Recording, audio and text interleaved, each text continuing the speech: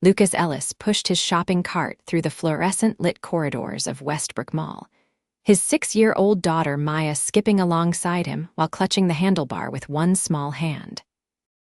The afternoon sun streamed through the skylight above, creating patterns on the tile floor that Maya insisted on stepping through like hopscotch squares.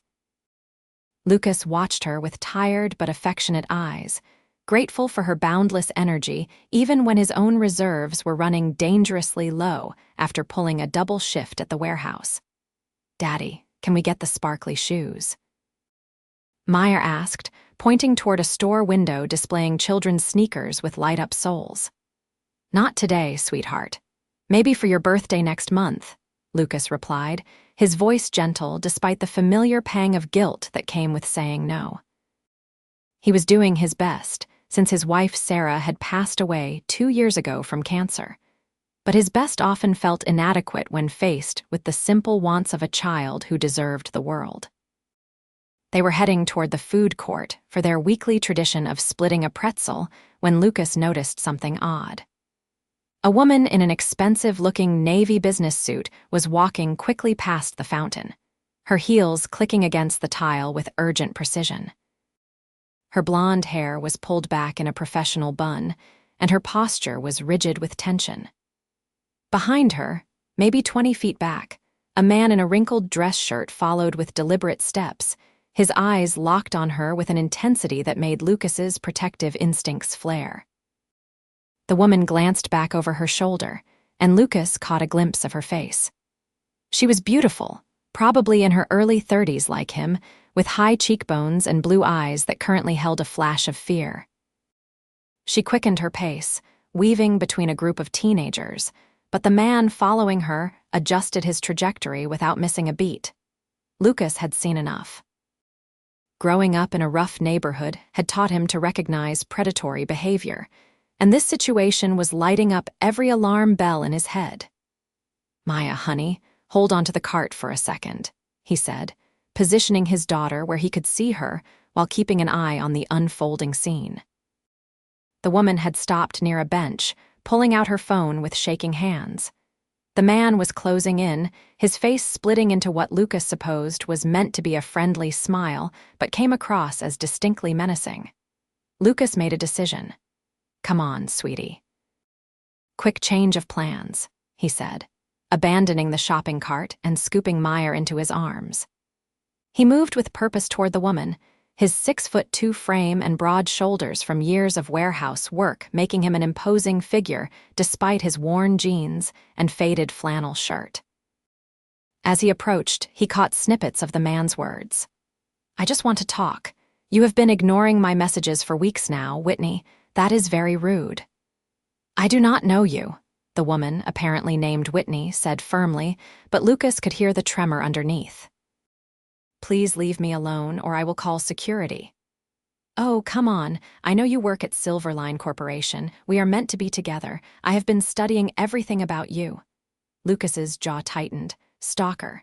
Definitely a stalker. He walked right up to Whitney, his expression transforming into one of delighted surprise. "Whitney, there you are. I have been looking everywhere for you." Whitney's eyes widened, her gaze darting from Lucas to the stranger and back again. She was intelligent. Lucas could see it in the way her eyes quickly assessed the situation, noting Maya in his arms, reading the subtle urgency in his stance, the silent message he was sending. "Lucas," she said smoothly, her voice steadying as she played along. "I am so sorry. I got turned around near the department store." Lucas shifted Maya to one arm and wrapped the other around Whitney's shoulders, pulling her close against his side. She was several inches shorter than him even in heels, and she fit against him in a way that felt strangely natural. He could feel her trembling slightly. "And who is your friend?" Lucas asked, his voice friendly but his eyes hard as he looked at the stalker. The man's expression had soured, his earlier predatory confidence deflating. "I am nobody. I just thought she was someone else." "Funny, because I heard you say her name," Lucas said, his tone conversational but carrying an edge of steel. "And something about messages. See, I do not appreciate strange men harassing my girl, So I think you should go before I call security, or better yet, the police. Maya, bless her perceptive little heart, chose that moment to wrap her arms around Whitney's neck from Lucas's arms. Hi, are you Daddy's friend? Whitney's hand came up instinctively to steady Maya, and Lucas saw her eyes soften. Yes, sweetheart, I am your daddy's friend. The stalker was backing away now, his face flushed with anger and embarrassment. This is not over, he muttered, though the words lacked conviction. Yeah, it really is, Lucas said. And if I see you following her again, we are going to have a different kind of conversation. Understand? The man turned and walked away quickly, disappearing into the crowd near the escalators. Lucas kept his arm around Whitney for another minute, making sure the creep was really gone before stepping back. I am so sorry for grabbing you like that, he said immediately. But that guy was definitely following you, and I thought you might need an exit strategy. Whitney let out a shaky breath, her professional composure cracking to reveal genuine relief and gratitude. Do not apologize. You just saved me from a very uncomfortable, possibly dangerous situation. I have been trying to lose him for 10 minutes. You should report him to mall security and the police, Lucas said, gently setting Maya down but keeping her hand in his. Especially if he knows where you work. Whitney nodded, running a hand over her hair. Lucas noticed how elegant her movements were, even when she was clearly rattled. You are right. I will. I have actually been getting strange emails at work for weeks, but they were vague enough that I thought I was being paranoid. This is the first time I have seen him in person. Trust your gut, Lucas said. Guys like that do not just give up. Whitney looked at him closely for the first time, really seeing him. Lucas was suddenly aware of how he must appear to her, a woman who clearly had money and success based on her designer suit and the expensive watch glinting at her wrist. His clothes were clean but old. His flannel shirt probably had a small tear at the elbow, and his work boots had seen better days. But her expression held no judgment, only warmth and curiosity. Thank you, she said earnestly. Really, I am Whitney Sutton, and I owe you more than just thanks. Lucas Ellis, he replied, shaking her offered hand. Her grip was firm and confident, and this is Maya. And you do not owe me anything, just doing what anyone should do. But not everyone would, Whitney said. She knelt down to Maya's level, her expensive skirt touching the mall floor without hesitation. Thank you too, Maya. You were very brave helping your daddy. Maya beamed. You are really pretty. Do you want to share our pretzel? Lucas felt his cheeks warm. Maya, I am sure Miss Sutton has places to be. Whitney smiled, and it transformed her face from beautiful to absolutely radiant. Actually, I would love to share a pretzel, if that is okay with you, Lucas. I could use a few minutes to calm down before I deal with security. Sure, Lucas said, surprised. Yeah, of course. They walked together toward the food court, Lucas retrieving his abandoned shopping cart on the way. Maya chattered happily between them, telling Whitney about her school and her favorite cartoon and the upcoming talent show where she was going to sing. Whitney listened with genuine interest, asking questions and laughing at Maya's dramatic storytelling. Lucas found himself watching Whitney when he thought she was not paying attention. She moved with grace and confidence, but there was something else there too, a kind of loneliness he recognized. He knew that look. He saw it in his own mirror often enough. They settled at a table in the food court, Lucas returning with a large pretzel and 3 sodas. Whitney insisted on paying, pulling out a sleek wallet, but Lucas gently refused. You already got terrorized today. Least I can do is buy you a pretzel, he said with a slight grin. Whitney relented, but Lucas noticed her mentally filing that information away. They ate and talked, the conversation flowing easier than Lucas had expected. Whitney was sharp and funny, with a quick wit that kept him on his toes. She asked about his work, listening intently as he described his warehouse job, never once making him feel lesser for it. What do you do? Lucas asked, though he suspected from her earlier comment about Silverline Corporation and her overall demeanor that it was something important. I am the CEO of Silverline Corporation, Whitney said, almost apologetically. "We do software development and cloud solutions for businesses." Lucas's eyebrows rose. He had heard of Silverline. They were huge, one of the biggest tech companies in the region. And he was sharing a pretzel with their CEO. "Wow," he said. "That is impressive. You must have worked really hard to get there." Whitney's expression softened. "Thank you. Most people either dismiss it or assume I inherited it. I built Silverline from the ground up, starting in my garage 7 years ago." "That is amazing," Lucas said, meaning it. "Maya, did you hear that? Miss Sutton built her own company." Maya looked up from her soda. "What is a company?" Whitney laughed, the sound genuine and delightful. "It is like a team of people who work together to make things that help other people. Like how Daddy works on a team at the warehouse." "Exactly like that," Whitney said, glancing at Lucas with an expression he could not quite read. They talked for nearly an hour before Lucas noticed the time. He needed to get Maya home for dinner and her homework. As they stood to leave, Whitney pulled out a business card. "I know this might seem strange, but I would really like to thank you properly," she said. "Maybe I could take you and Maya to dinner sometime. A real restaurant, not just the food court." Lucas hesitated, not because he did not want to see her again, he definitely did, but because he was not sure what she was really offering. Charity? Friendship? Something else? Whitney seemed to sense his uncertainty. "I am not trying to be condescending," she said quietly. "I genuinely enjoyed talking with you, both of you, and I do not get to do that often, just have a normal conversation without agendas or business implications.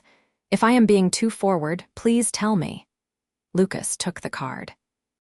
"No, dinner sounds great. Really?" Whitney's smile could have powered the entire mall. "Great. My personal cell is on the back. Call me anytime." They parted ways after Whitney filed a report with mall security, complete with a description of the stalker and a promise to follow up with the police. Lucas and Maya returned to their car, an old sedan that coughed to life with reluctance. "I like her, Daddy," Maya said from her car seat as Lucas drove them home to their modest apartment on the east side of town. "Me too, sweetheart," Lucas admitted. Over the next few days, Lucas found himself thinking about Whitney more than he should. He would be stacking boxes at the warehouse, and his mind would drift to the way she laughed, or how kind she had been to Maya, or the intelligence that sparkled in her blue eyes. He still had her card on his dresser, but calling felt like stepping across a line he was not sure he had the right to cross. What would a woman like her want with a guy like him? She was a CEO, wealthy and successful, and living in a world he could barely imagine. He was a warehouse worker living paycheck to paycheck, raising his daughter alone in a 2-bedroom apartment where the heater worked only when it felt like it. The math did not add up. But then he would remember the way she looked at him, like he was interesting, like his opinions mattered.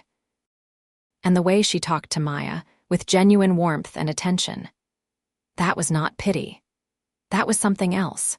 On Friday evening, after putting Maya to bed with 3 stories and 2 glasses of water, Lucas sat on his worn couch and picked up his phone. He pulled out Whitney's card, running his thumb over the embossed letters of her name. Before he could talk himself out of it, he dialed her personal number. She answered on the second ring. "Hello. Hi, Whitney. This is Lucas from the mall." "Lucas." Her voice brightened immediately. "I was hoping you would call. How are you? How is Maya?" They talked for 2 hours. Lucas could not remember the last time he had talked to another adult for that long about things that did not involve work schedules or Maya's school. Whitney told him about her week, the challenges of managing a company, the pressure and isolation that came with her position. Lucas shared stories about Maya, about the small joys and constant worries of single parenthood, about his own hopes and fears. "I have a confession," Whitney said as midnight approached. "I have been checking my phone constantly all week, hoping you would call." Lucas's heart kicked up a notch. "Yeah, I have been trying to work up the courage, kept thinking you probably just offered out of politeness." "I never do anything just out of politeness," Whitney said firmly. I meant it when I said I enjoyed talking with you. You are real, Lucas. You have no idea how rare that is in my world. So about that dinner, Lucas said, his courage building. Are you free tomorrow night? I would need to find a sitter for Maya, but bring Maya, Whitney interrupted. I would love to see her again, and I think I know the perfect place. Do you like Italian food? Who does not like Italian food? Lucas said, grinning. They agreed on a time and place, a restaurant called Angelo's that Lucas had passed 100 times but never been able to afford. After hanging up, he sat in the quiet of his living room, feeling something he had not felt in a long time. Hope. The next evening, Lucas dressed Maya in her best dress, a pink thing with ruffles that she loved, and put on his own best outfit, dress pants and a button-down shirt he usually reserved for job interviews and parent-teacher conferences. Looking in the mirror, he hoped it would be good enough. Angelo's was as fancy as he had feared, with white tablecloths and candles and a wine list that probably cost more than his monthly grocery budget. But Whitney was already there waiting, standing when she saw them enter. She wore a deep green dress that was elegant without being overly formal, her hair down in soft waves around her shoulders. She took Lucas's breath away. You both look wonderful, Whitney said, greeting Maya with a warm hug and touching Lucas's arm in a way that sent electricity through him. The dinner was magical. Maya was on her best behavior, charming both Whitney and their waiter with her enthusiasm and questions. Whitney never once made Lucas feel out of place, seamlessly including him in conversation and listening to his thoughts, as if they held equal weight to her own business achievements. As Maya colored on the kids' menu between courses, Whitney leaned closer to Lucas. I need to be honest with you about something. Lucas's stomach tightened. Here it comes, he thought, the moment where she realizes this was a mistake. I have not been able to stop thinking about you since last weekend, Whitney continued, her blue eyes steady on his. And I know our situations are very different, our lives are very different, but I would really like to get to know you better, if you are interested in that too. Lucas felt relief and exhilaration wash over him. I am definitely interested. I have been thinking about you too. More than I probably should admit. Whitney's smile was radiant. Good, because I was worried I was being too forward, but I did not want to play games. Life is too short, and you seem like someone who deserves honesty. So do you, Lucas said. And yeah, I appreciate the straightforwardness. I am not much for games either. Their hands found each other across the table, fingers intertwining naturally. Maya looked up from her coloring and grinned. Are you Daddy's girlfriend now? Whitney laughed, her cheeks flushing slightly.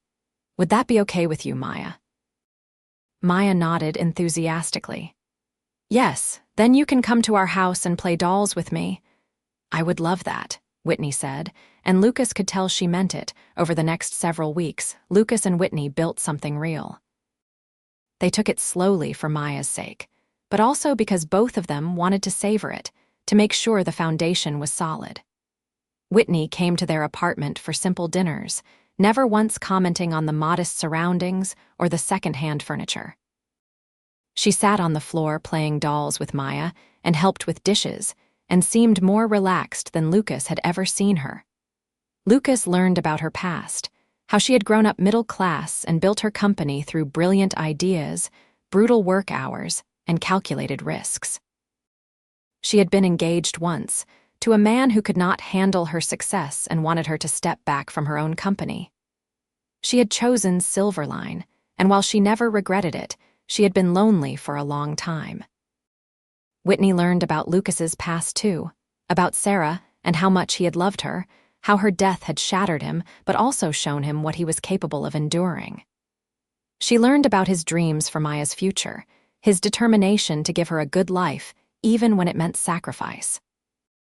She never once suggested that his life would be easier if she threw money at it, understanding instinctively that his pride and self-sufficiency were not weaknesses to be overcome, but strengths to be respected. One evening, about 2 months into their relationship, Whitney arrived at Lucas's apartment looking troubled. Maya was already asleep, and Lucas had been cleaning up from dinner. He took one look at Whitney's face and guided her to the couch. "What happened?" he asked, sitting beside her and taking her hand. "That man from the mall, the stalker," Whitney said, her voice tight. "He showed up at my office building today. Security stopped him, and the police arrested him because I had filed that restraining order after the mall incident, but Lucas, it scared me. He was ranting about how we were supposed to be together, how I was making a mistake with you." Lucas felt cold rage settle in his chest. "Did he hurt you?" "Try to hurt you?" "No, security got to him before he even made it past the lobby, but he knew about you, about Maya. He has been watching us." Lucas pulled Whitney into his arms, feeling her shake against him. "Did the police take him?" "Yes. My lawyer says they will likely keep him this time." Violating a restraining order plus the evidence of stalking, they found photos on his phone, Lucas. So many photos. Her voice broke. "Hey, look at me," Lucas said gently, tilting her chin up. "You are safe. Meyer is safe. This creep is going to jail where he belongs. And I promise you, I will not let anything happen to either of you." Whitney's eyes filled with tears. "I was so scared, not even for myself, but that he might try to get to you or Maya to hurt me. I could not bear that." "We are okay," Lucas assured her, holding her close. "We are all okay." They sat like that for a long time, Whitney finally allowing herself to be vulnerable, to accept comfort instead of always being the strong one. Lucas realized in that moment just how deeply he had fallen for her. This was not just attraction or infatuation. This was love, real and profound and absolutely terrifying. "Stay tonight," he said quietly. "Please, I do not want you going home alone feeling like this." Whitney nodded against his chest. "Okay." Lucas gave her one of his shirts to sleep in and took the couch while she took his bed. Around 3 in the morning, he woke to find her standing in the living room, silhouetted against the window. "Cannot sleep?" he asked softly, sitting up. "I keep thinking about everything," Whitney admitted. "About how much my life has changed since I met you, how much happier I am." Lucas stood and moved to her side. "I feel the same way. You have brought light back into our lives, Whitney, mine and Maya's. I did not think I would feel this way about someone again." "Lucas, I love you," Whitney said, turning to face him. "I know it is fast, maybe too fast, but I have never been more certain of anything. I love you and I love Maya, and I want to be part of your lives if you will have me." Lucas cupped her face in his hands, his thumbs brushing away the tears on her cheeks. "I love you too." "God, Whitney, I love you so much it terrifies me, but it also makes me feel alive in a way I have not in years." He kissed her then, soft and sweet and full of promise. Whitney's arms wrapped around his neck, pulling him closer, and the kiss deepened. When they finally pulled apart, both were breathing hard. "I do not want to rush things," Whitney said, "especially with Maya to consider, but I needed you to know how I feel." "Maya adores you," Lucas said, "and I want this, whatever this becomes. We will take it at whatever pace feels right." They spent the rest of the night on the couch, Whitney curled against Lucas's chest, both finding comfort in the simple presence of the other. The stalker situation resolved over the next month. With evidence of sustained harassment and violation of the restraining order, he was sentenced to jail time and mandatory psychiatric evaluation. Whitney's security at both work and home was upgraded, though she admitted she felt safest at Lucas's modest apartment with him and Maya. As winter turned to spring, their relationship deepened. Whitney was there for Maya's school talent show, cheering louder than anyone when the little girl sang her heart out. Lucas was there when Whitney had to fire a longtime employee for embezzlement, holding her as she cried over the betrayal. They became a unit, the three of them, learning each other's rhythms and quirks and building something that felt like family. One evening in late April, Whitney asked Lucas to come to her house for dinner. She had invited him before, but he had always found excuses, feeling out of place in her world of wealth. But her voice held a note that made him agree. Whitney's house was beautiful, a modern structure with clean lines and enormous windows overlooking the city. But what struck Lucas was how empty it felt, like a showpiece rather than a home. Whitney seemed to notice him noticing. "It is too big for one person," she said quietly. "I bought it because I thought I should, because successful people have houses like this, but I have never felt at home here."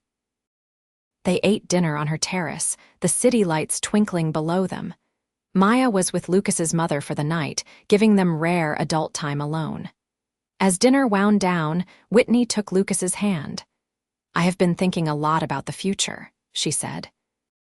"About what I want, what would make me truly happy. And Lucas, it is you. It is you and Meyer and building a life together. I know we have only been together for a few months, and I know our situations are complicated, but I have never been more sure of anything." Lucas's heart pounded. "What are you saying, Whitney?" "I am saying I want forever with you," Whitney said, her eyes shining. "I am not proposing, not yet, because I want to make sure Meyer is ready and that we have built the right foundation. But I am telling you my intentions. I want to marry you someday, Lucas Ellis. I want to be Maya's stepmother. I want to build a home together, not just a house. I want all of it." Lucas stood, pulling Whitney to her feet and into his arms. "I want that too, all of it. You are the best thing that has happened to us since Sarah died, and I know she would love you for making Maya so happy, for making me believe in love again." They kissed under the stars, sealing their promise to each other. True to her word, Whitney did not rush things. She and Lucas had many long conversations about what their future would look like. Lucas was firm that he would not be a kept man, that he needed to contribute financially to their household. Whitney respected that, working with him to find solutions that honored his pride while also acknowledging the reality of their different financial situations.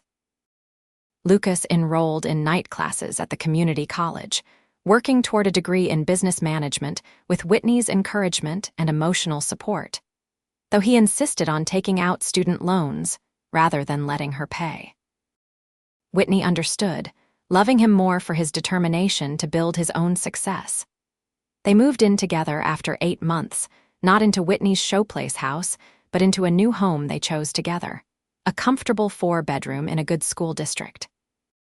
Whitney sold her old house without a second thought, and Lucas left his apartment behind with only a twinge of nostalgia. This new place was theirs, bought in both their names despite Whitney contributing more to the down payment. She had the money. He had the commitment to building their shared future. Maya thrived with Whitney in her life. The little girl gained a mother figure who loved her fiercely, who showed up for every school event and doctor's appointment, who braided her hair in the mornings and read to her at night. Whitney proved to be a natural mother, patient and loving and firm when necessary. 1 year to the day after they met at the mall, Lucas proposed. He did it simply, at home with Maya by his side. He had saved for months to buy a ring, modest by Whitney's standards but perfect for its meaning. Whitney cried and said yes without hesitation, then pulled both Lucas and Meyer into a group hug that became their new favorite position. They married 6 months later, in a small ceremony attended by close friends and family. Lucas's mother cried happy tears, having worried about her son and granddaughter after Sarah's death, but seeing them truly happy again. Whitney's parents, who had initially been skeptical of Lucas, had come to adore him after seeing how he treated their daughter and how genuine their love was. Maya was the flower girl, taking her duties very seriously and announcing to everyone that she now had a mommy again. Whitney cried during the vows, and Lucas's voice shook with emotion as he promised to love and cherish her for the rest of his days. When the officiant pronounced them husband and wife, their kiss was witnessed by everyone they loved, a perfect moment in a perfect day. Married life suited them. They learned to navigate their different backgrounds and the complexities of Whitney running a major corporation, while Lucas finished his degree and eventually took a management position at a different company, one he found on his own merit. Whitney never interfered with his career, understanding his need to succeed on his own terms, but she was always there to celebrate his victories and support him through challenges. 2 years after their wedding, they decided to expand their family. Whitney had always wanted children of her own, and Lucas loved the idea of giving Maya siblings. After Maya's enthusiastic approval, they started trying. The pregnancy test came back positive on a rainy Tuesday morning. Whitney woke Lucas before dawn, shaking with excitement and nerves. They told Maya that weekend, and her joy at becoming a big sister was uncontainable. She immediately started planning all the things she would teach the baby. The pregnancy was smooth, and Whitney continued working almost until her due date, much to Lucas's concern and admiration. He took such good care of her, attending every appointment, rubbing her feet when they swelled, assembling the nursery furniture with Maya's help. Their son, Samuel Lucas Ellis, was born on a clear autumn morning, arriving with healthy lungs and his father's brown eyes. Lucas cried when he held him for the first time, overwhelmed with love and gratitude. Maya was gentle and curious with her baby brother, taking her role as big sister very seriously. Watching Whitney with their newborn son, Lucas often found himself amazed at the journey that had brought them here. From that chance encounter at the mall to this beautiful, chaotic, love-filled life, it sometimes felt like a dream. One evening, when Samuel was 3 months old, Lucas found Whitney in the nursery, rocking their sleeping son. Maya was already in bed, worn out from a day at the park. Lucas wrapped his arms around his wife from behind, resting his chin on her shoulder. "What are you thinking about?" he asked softly. "About how different my life could have been," Whitney said. "If you had not helped me that day at the mall, if I had not taken a chance on asking you to dinner, if we had let our different backgrounds keep us apart, I could have missed all of this." "But you did not," Lucas said. "We did not. We took the chance and look what we built." Whitney turned in his arms, careful not to wake Samuel. "I love you so much, Lucas. You and Maya and Samuel, you are everything I never knew I needed." "I love you too," Lucas said, kissing her forehead. "You saved us just as much as we saved you, maybe more." They put Samuel in his crib and retreated to their own room, checking on Maya, who was sprawled across her bed surrounded by stuffed animals. In their bedroom, Lucas pulled Whitney close, both of them tired but content. "Did I ever tell you what I thought when I first saw you at the mall?" Whitney asked, her fingers tracing patterns on Lucas's chest. "What?" "I thought you were the most genuinely good person I had seen in years. The way you held Maya, the way you looked at that stalker like you would go through him to protect a stranger. I fell a little bit in love with you right then, even though I did not realize it." Lucas smiled. "I thought you were the most beautiful woman I had ever seen. But when you knelt down to talk to Maya and did not care about getting your expensive suit dirty, that is when I really noticed you. Beauty is common. Kindness and genuine warmth are rare." "We are quite the pair," Whitney said with a laugh. "The best pair," Lucas agreed. As they drifted off to sleep, tangled together in the comfortable intimacy of married life, Lucas reflected on how profoundly his life had changed. He had gone from struggling alone, working himself to exhaustion to provide for Maya, to this. A partnership with a woman who was his equal and his complement, who loved his daughter as her own, who had given him a son and a future filled with possibility. The early days had not always been easy. There were moments of tension as they learned to navigate their different worlds. Whitney's business associates sometimes looked down on Lucas, at least until they got to know him and realized his intelligence and integrity matched anyone's, regardless of formal education or bank balance. Lucas's old friends sometimes accused him of selling out or letting Whitney take care of him, not understanding that he worked just as hard as he always had, just in different ways now. But they weathered those storms together, united in their commitment to each other and their family. Whitney learned to appreciate the simple pleasures Lucas showed her. Picnics in the park, movie nights at home, the joy of making breakfast together on Sunday mornings. Lucas learned that accepting help was not weakness, that Whitney offering to pay for Maya's private school or contributing more to household expenses was not charity but partnership. They found their balance, their rhythm. Whitney scaled back her hours at Silverline, promoting a trusted colleague to COO and focusing more on strategic direction than day-to-day operations. She wanted to be present for Samuel's milestones the way she had been able to be for Maya's. Lucas continued his education, eventually earning his bachelor's degree, and then, to Whitney's proud tears, his MBA. He did it through night classes and online courses, studying after the kids were asleep, driven by his own ambition but supported completely by his wife. Maya flourished. At 8 years old, she was confident and kind, excelling in school and activities. She never forgot Sarah, the mother she had lost, but she embraced Whitney fully as her mom now. Whitney never tried to replace Sarah, honoring her memory and making sure Maya had photos and stories of her first mother. But the love between Whitney and Maya was deep and real, built on years of daily care and affection. Samuel grew into a happy, curious toddler with his father's serious expression and his mother's bright smile. He adored his big sister, following Maya around whenever he could escape his playpen. The house was filled with laughter and noise and the beautiful chaos of family life. 2 years after Samuel's birth, Whitney discovered she was pregnant again.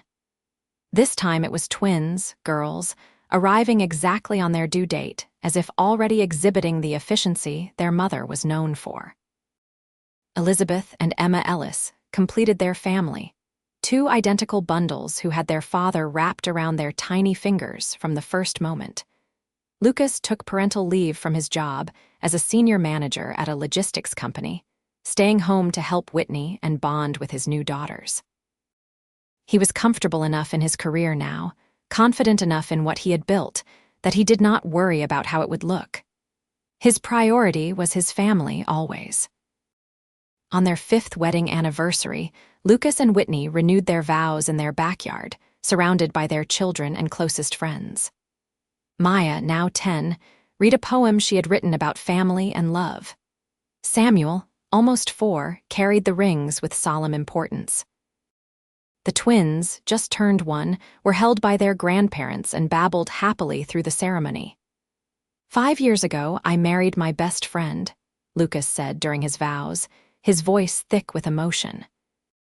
The woman who saw past the surface to the man I could become, who loved my daughter as her own, who has given me more than I ever dreamed possible.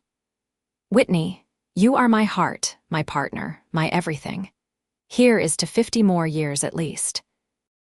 Whitney was crying openly now, not caring about the tears streaming down her face. Lucas, you saved me in more ways than you will ever know. You showed me what real love looks like, what true partnership means. You gave me a family and a home and a life filled with purpose and joy. I promise to love you and our beautiful children with everything I have, for all the days of my life. They kissed as their family cheered, and Samuel loudly announced that kissing was gross, making everyone laugh. That night, after the kids were finally asleep and the house was quiet, Lucas and Whitney sat on their back porch, watching the stars emerge in the darkening sky. Do you ever think about that day at the mall? Whitney asked, leaning against Lucas's shoulder. Sometimes, Lucas admitted. I think about how easily it could have never happened. If I had gone to the mall a different day, if I had not noticed you, if you had not taken a chance on me. But we did, Whitney said. We found each other against all odds and we built this beautiful life. I would not change a single thing. Neither would I, Lucas said, kissing the top of her head. Not one single thing. They sat in comfortable silence, the kind that comes from years of knowing someone completely. Inside, their children slept safely. Around them, the home they had created together stood as testament to the power of love and courage, and taking chances on people who might seem different from you on the surface. Lucas Ellis had been a struggling single dad working a warehouse job, trying his best to give his daughter a good life. Whitney Sutton had been a lonely CEO at the top of the corporate ladder, successful by every measure except the ones that truly mattered. They had come from different worlds, faced skepticism and judgment, navigated challenges that would have broken a weaker couple. But they had also found in each other something rare and precious: true partnership, deep love, unwavering commitment. They had built a family, blending Whitney seamlessly into the unit Lucas and Maya had been, then expanding it with children who would grow up knowing nothing but love and security. As the years continued to pass, their love only deepened. Lucas's career flourished, eventually becoming a vice president at his company, earning the position through hard work and merit. Whitney's company continued to grow, but she had learned to balance professional success with personal fulfillment, never missing the important moments with her children. Maya grew into a remarkable young woman, compassionate and driven, choosing to pursue social work in college because she wanted to help families the way her parents had helped each other. Samuel became a thoughtful, creative child with a talent for music. The twins developed into distinct personalities despite their identical appearance. Elizabeth bold and outgoing, Emma quiet and artistic. Through it all, Lucas and Whitney remained each other's foundation. They still had date nights, still made time for just the two of them despite the chaos of raising 4 children. They still looked at each other across crowded rooms and felt that spark, that connection that had begun in a mall food court over a shared pretzel. On their 10th anniversary, Lucas surprised Whitney with a trip back to Westbrook Mall. She laughed when she realized where they were going, holding his hand as they walked through the same corridors where they had first met. "I have not been here in years," Whitney said, looking around at the familiar stores and fountain. Lucas led her to the bench where he had first approached her, the spot where a creepy stranger had tried to harass her, and a struggling dad had stepped in to help. "This is where my life changed," Lucas said simply. "This is where I met the love of my life, where our family began." Whitney's eyes filled with tears. "Lucas Ellis, after 10 years of marriage, 4 children, and countless moments together, you can still make me cry." "Happy tears, I hope," Lucas said, pulling her into his arms. "Always happy tears with you," Whitney confirmed. They stood there for a moment, remembering that first meeting, marveling at how far they had come. Then, hand in hand, they walked to the food court and ordered a pretzel, sharing it just like they had on their first unofficial date. "To new beginnings," Whitney said, raising her half of the pretzel in a mock toast. "To love that defies expectations," Lucas added.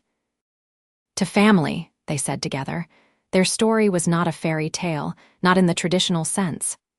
There was no magic, no fantasy elements that swooped in to solve their problems. What they had was better, real love, built on respect and trust and daily choices to put each other first. They had faced real challenges, financial stress, judgment from others, the complexities of blending families, the demands of careers and parenthood. But they had faced it all together, and that made all the difference. As they drove home that evening, back to their house full of children and noise and life, Whitney looked over at her husband. Lucas was focused on the road, one hand on the wheel, the other holding hers. There were lines around his eyes now that had not been there when they met, and flecks of gray in his hair. He was more handsome to her than ever. "What are you thinking?" Lucas asked, catching her staring. "That I am the luckiest woman in the world," Whitney said. "That I get to spend my life with the man who was brave enough to help a stranger, kind enough to share his pretzel, and wise enough to take a chance on love even when it seemed improbable." Lucas squeezed her hand. "I am the lucky one. You gave me everything, Whitney. A partner, more children, a life I never thought I would have. You believed in me when I was just a warehouse worker trying to keep his head above water." "You were never just anything," Whitney said firmly. "You were always extraordinary. I just had the privilege of seeing it first." They pulled into their driveway, the porch light welcoming them home. Through the front window, they could see Lucas's mother, who had been watching the kids, reading to Samuel and the twins on the couch. Maya was probably in her room doing homework or texting friends. This was their life. Beautifully ordinary and extraordinarily blessed. As they walked into the house, greeted by the happy chaos of children and family, Lucas pulled Whitney close one more time. "I love you," he said, the words as meaningful as the day he first spoke them. "I love you too," Whitney replied. Today, tomorrow, and always. And she meant it with every fiber of her being. From that fateful day at the mall to this moment and all the moments to come, their love story continued to unfold. Not perfect, but real. Not easy, but worth it. Not a fairy tale, but something better. It was theirs, built on courage and kindness, and the simple decision to help a stranger in need. Everything else had grown from that single act of human decency, blooming into a love that would last their lifetime and beyond, in the children they raised and the example they set. Lucas and Whitney Ellis had found their happy ending, but more importantly, they had found their happy every day. And that, they both knew, was the greatest gift of all.